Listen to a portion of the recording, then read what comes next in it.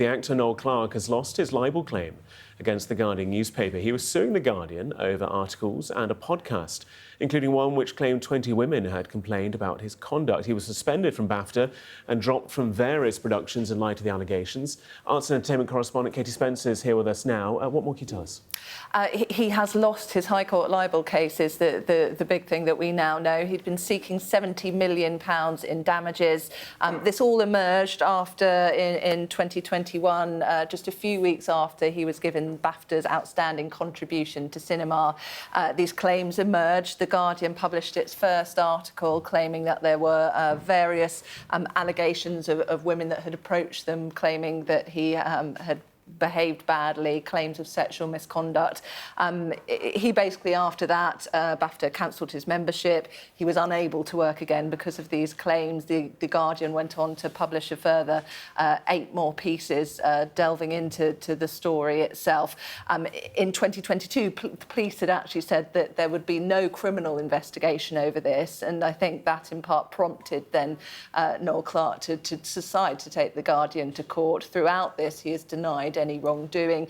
In the case itself, when he went to court, he spoke about believing that he felt that, yes, he could behave badly at times, but a lot of what went on in his mind was banter and had been sort of misinterpreted by the women that had made claims against him. But the judge has found that actually the Guardian was right to publish on the grounds of truth and of this being in the public interest. If you look at the judgment, which we are at the moment, they say, the judge says, the first article, there are strong grounds to believe that the claimant is a serial abuser of women and that he has over 15 years used his power to prey on and harass and sometimes bully female colleagues. Of the second article, it says, again, there are strong grounds to believe that Noel Clarke has engaged in sexual harassment and the bullying of women.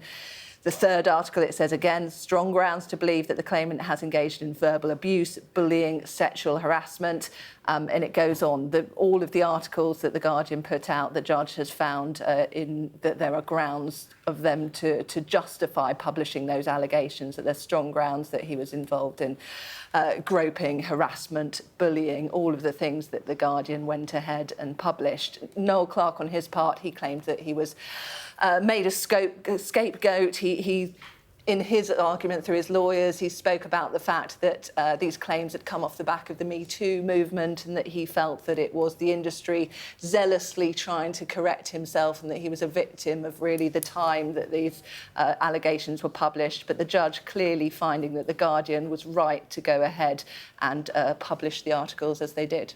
We're just hearing from Catherine Viner, Editor-in-Chief of Guardian News and Media. We welcome the decision of the High Court today in a judgment handed down by Mrs Justice Stein in the case of Clarke versus Guardian News and Media. The judge ruled in extremely clear language that the Guardian's reporting was substantially true and our belief that the reporting was in the public interest was undoubtedly reasonable. This judgment is a deserved victory for those women who suffered because of the behaviour of Noel Clarke. Going to court is difficult and stressful, yet more than 20 women agreed to testify in the High Court, refusing to be bullied or intimidated.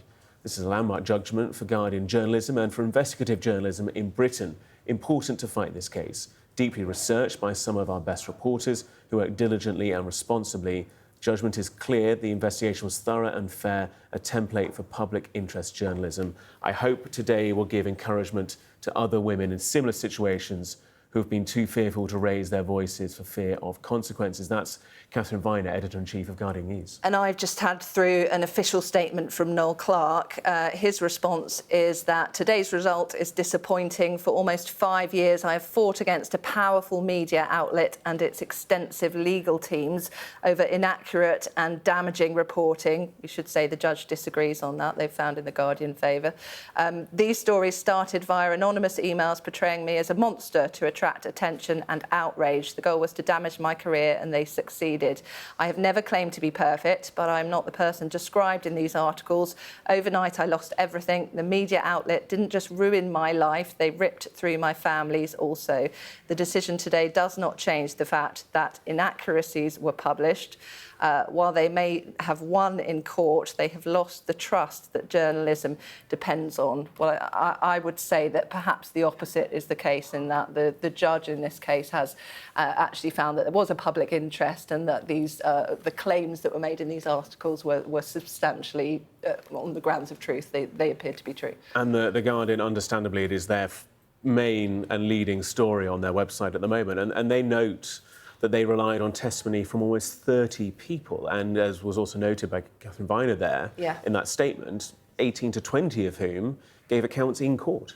Yeah, and we should say actually the women that were taken to the stand and that came to speak on the Guardian's behalf when this case went to court, they were given a real sort of grilling by the lawyers acting for Noel Clarke. They were accused of being sort of flirts and liars, and it did take a lot of bravery really for them to publicly stand up there and detail some of the accounts that they had of the interactions that they had with Noel Clarke.